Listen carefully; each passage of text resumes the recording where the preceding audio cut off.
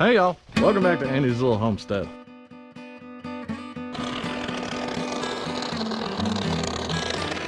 Today I'm gonna show y'all how we freeze-proof this water line going to our off-grid chicken house. It's been a while since we worked on it, but I think I finally got everything ready to go. Here in this part of northern Michigan, the frost line is 4 feet deep. So in the worst of circumstances, you can expect that the ground is gonna freeze 4 feet down. Why would anybody live in an environment like that? Because I'm stupid and make bad decisions. Either way, here we are, we're gonna get started.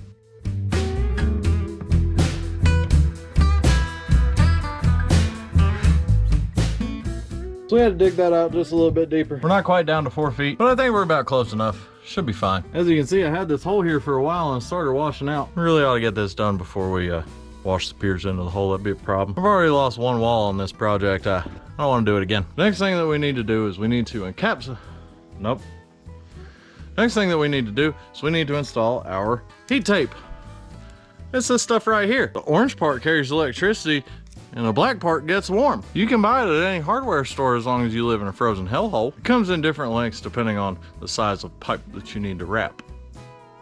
And basically it just runs along the pipe. Whenever it's got power to it, it warms it up. I think to like 120, 130 degrees, something like that. Not enough to melt anything, just enough to keep it from freezing. So we needed a hole in the floor right here directly underneath the kitchen window. That's where the pipe's popping up.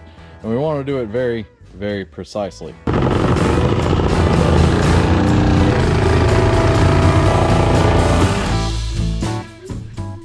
That's just beautiful. I mean, look at that. That was basically made with a hole saw. We're good. Heat snake goes down, water pipe goes up.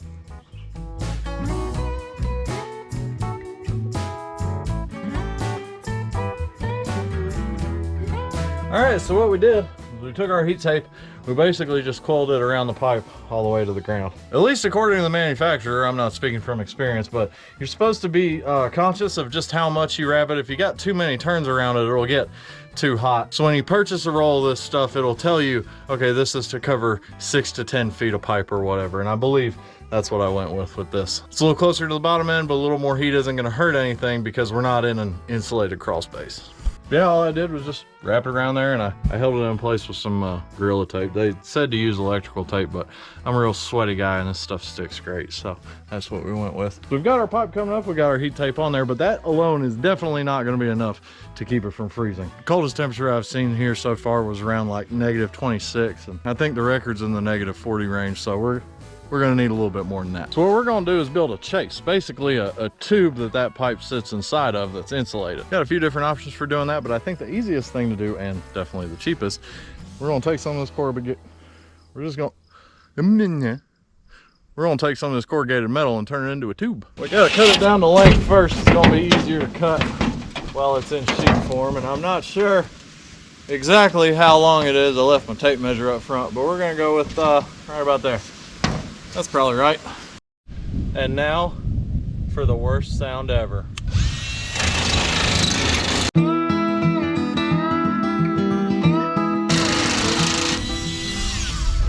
Could have just same did that with 10 snips, but I got this old relic from our metal roofing days. It's called Nibbler.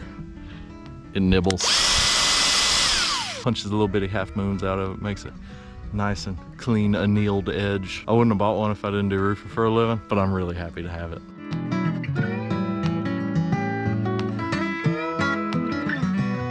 Well, you can call that thing the pooch because we screwed it. Probably didn't need that many, but this particular item needs to be maintenance free. So if we lose half of them at some point, the other half's good enough. Well, it's starting to rain a little bit. Figuring I'm gonna take a nap in the truck and we'll get back to this when it passes. I lied to y'all. Instead, what we did was we went home and it just rained all afternoon. Anyway, we're gonna thread this thing on here, stick it back up through. Now it's important that we pull this pipe up straight through the center of that tube because we're gonna insulate inside there. If it's not centered in the tube, it may only have this much, that much, you know, whatever, spray foam around it. So I pulled the pipe up tight and then wedged it in place with that.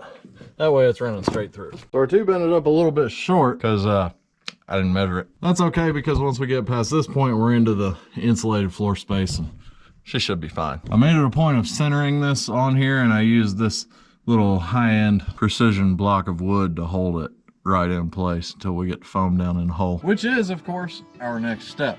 So we've got the big gap filler spray foam. Important thing to remember if you're using spray foam around windows and doors, get the window and door stuff. This expands a lot.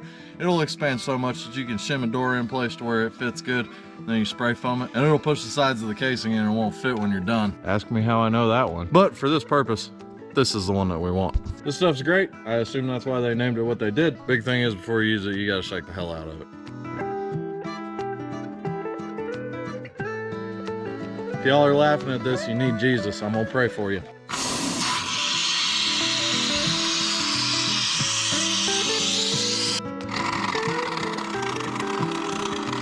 Well, this stuff expands quite a bit, so we're gonna give it a minute before we dump the other can and just kind of see where we're at. Don't eat the forbidden marshmallows, y'all, no matter how delicious they look.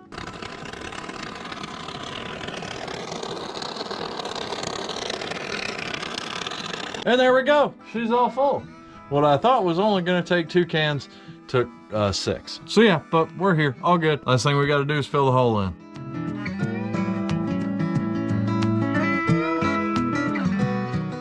Andy, what are you doing, man? Don't you have a backhoe? Well, yes, I do. I've got a backhoe with pins that are so worn out, dang bucket sways 3 feet each direction every time I stop. Well, maybe not 3 feet each direction, 3 feet total. 1.5 feet each direction every time I stop it. Which is not ideal, working next to a dry stack block foundation of a house. I ain't too good to use a shovel.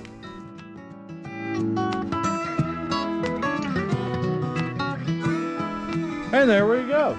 Sometimes it's hard to fill a big gaping hole with a little bitty shovel, but even though it took longer, we still got the job done. Thing keeps expanding. Forbidden marshmallows turning into the forbidden mushroom. All right, so it's done, and it was pretty cheap, and I'm pretty happy with it as a whole.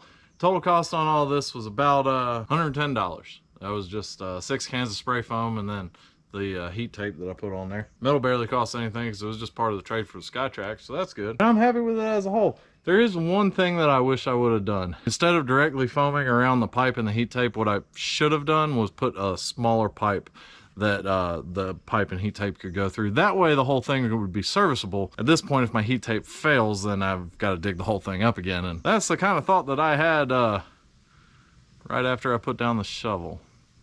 So, but either way, I think it's going to work out well. The big reason that I'm confident this is going to work is because, well, every single wide mobile home trailer that's out there that doesn't have a full wraparound foundation, you know, just a vinyl skirt and has basically this setup, and a lot of times they're in much smaller pipes. So I'm pretty dang confident this is going to do what we need it to do. One potential problem with it is the fact that this house is not going to have constant electricity. That's why I'm happy to have the larger pipe. It's going to be basically on demand, running off a generator initially. We're a quarter mile from a road.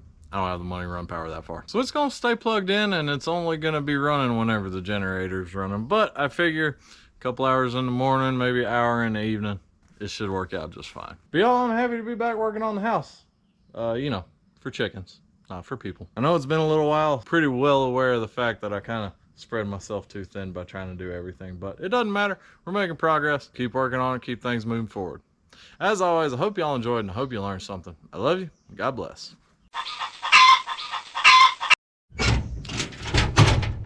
No.